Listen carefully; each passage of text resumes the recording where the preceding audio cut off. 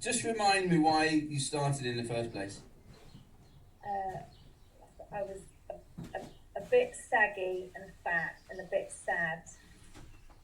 When you say you were a bit fat, For me. put that into some context.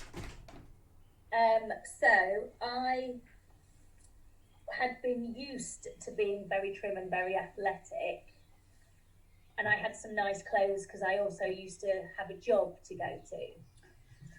And then because I gave up the job for the babies, which I wanted to do and I'm still on board with. So when my body went through the baby transformation, I embraced it a little too easily, and then realised that I couldn't get back into my clothes. So because I didn't have any money, because I didn't have a job, and I didn't want to spend money on more clothes because I already had nice clothes, I bought shit clothes to cover my fat bottom, thinking it wouldn't be forever. And that period dragged on so long that I was annoyed that I was partaking in fast fashion, which really upsets me. I was annoyed that I wasn't getting into my nice clothes and feeling like me. And I was annoyed that I was dragging this ass around that was not making me feel like I used to feel. And it was unnecessary. And I absolutely didn't know how to do it because I'd put myself at the bottom of the pile. And I absolutely didn't know how to fix it. I thought I was trying to fix it, but I was going about it the wrong way, it appears, because nothing was working and I was just getting more and more pissed off. And so the ripple effects from my fat bottom in cheap leggings rippled everywhere. My mental mindset, my irritability levels, the hormones were making the way I was tackling my hormones was incorrect. It was making me fat and making me angry. And then the being fat made me more angry. And then the being angry made me eat biscuits, which made me more fat, which was this cycle of hideousness. The kids, I was battling with the children and I was battling with Andrew because all of this was in there somewhere, having something to do with something. And it was like I was juggling lots of plates covered in dog poo. Like the nice plates. I was juggling poo covered plates. What are some of the standout things you've learned about your body? That it wasn't broken. That I was like, well, I must be diabetic with no thyroid. Got to be. That's got to be the answer. So I'm officially mentally ill. That my body does work. It was okay under all that, which was reassuring. That something would work. How to eat for my hormones has been an incredible difference. How to eat for my age, for what I want, that it does absolutely work and quickly, actually. And that I have learned that tackling me first is absolutely the priority because the knock-on effects happened in all of the areas I wanted. And actually I didn't have to do anything with them. It came naturally because I was just addressing me.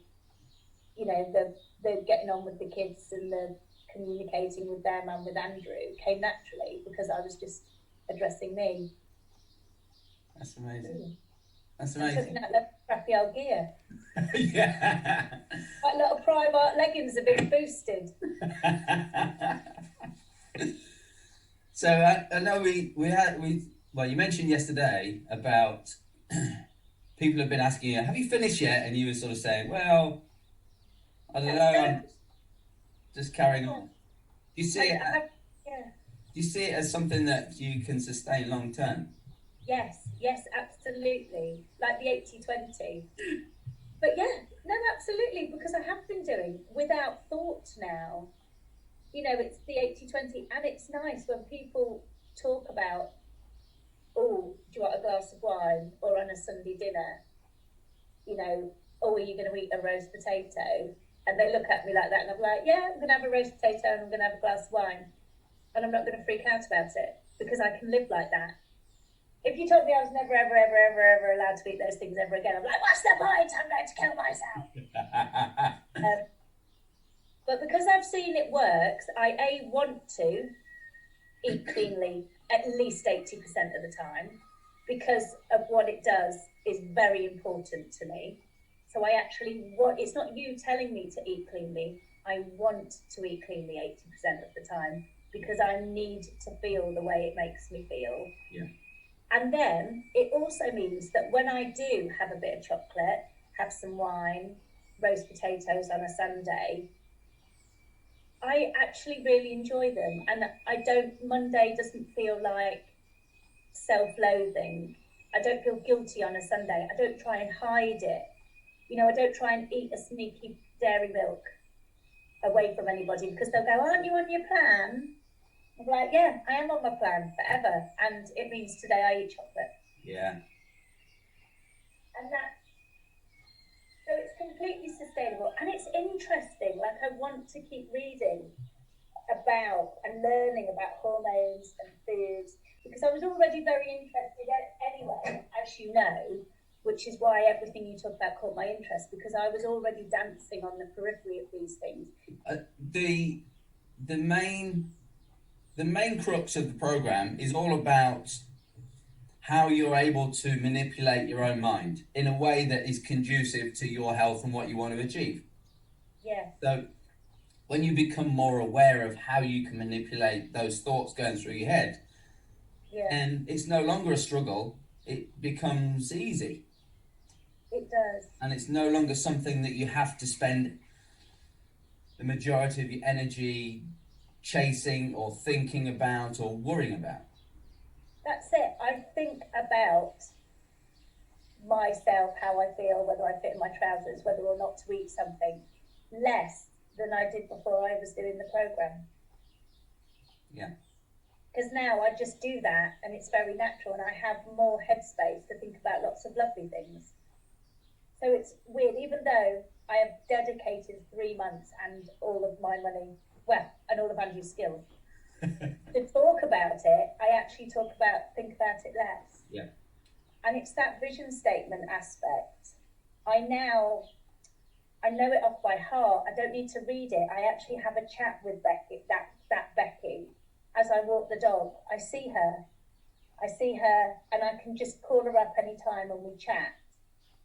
I see her sat at that desk in London, or I see her in that really nice pair of trousers that we bought, and she's all worry-free and we're chatting, and I remember feeling like that. And she reminds me how we can just do it again. That's amazing. That's amazing. It really is. And I had this, this dog walking thing now, which has become a different thing for me. It used to be just running with the dog, trying to panic exercise and walk the dog at the same time, both of us being stressed. And now it's actually become a really useful hour. I do the breathing, I do my vision statement, and I'm calm. And the dog is exercised. And actually, I've done an hour's recovery walk. So I had to make that mine, that little invention of time. And it works. And the dog's happier. The dog's killed. Going back to where the sort of the conversations we're having towards the start, and could you see yourself ending up where you are now back then? Was it difficult to imagine? Yeah, it was. It was. Because you have high hopes, but you get a bit panicky. And you think, and also you think, am I being realistic about what I want? Surely there's no way I can get into the jeans I actually wore 10 years ago. That's not realistic. Surely Andrew and I can't be as kind to each other as we were when we first met. We're supposed to loathe each other quite a lot because we've been married for 10 years. Surely I'm supposed to be a bit stressed. So you do think, am I asking for too much? am I going to be disappointed that I don't get to where I was hoping to get? How am I realistically going to do it? I should have done this before I had the kids, or I should have done it as soon as I had the children. I've left it too late. Yeah, but it did get easier, and it wasn't the first 2 kilos coming off, because I was still in a blur. The weight was moving because I was just following instructions. So it was working, but I wasn't empowered enough then. I just needed you to tell me what to do to get started. Yeah. Eat this, don't eat that, get up, go to bed, breathe in and out.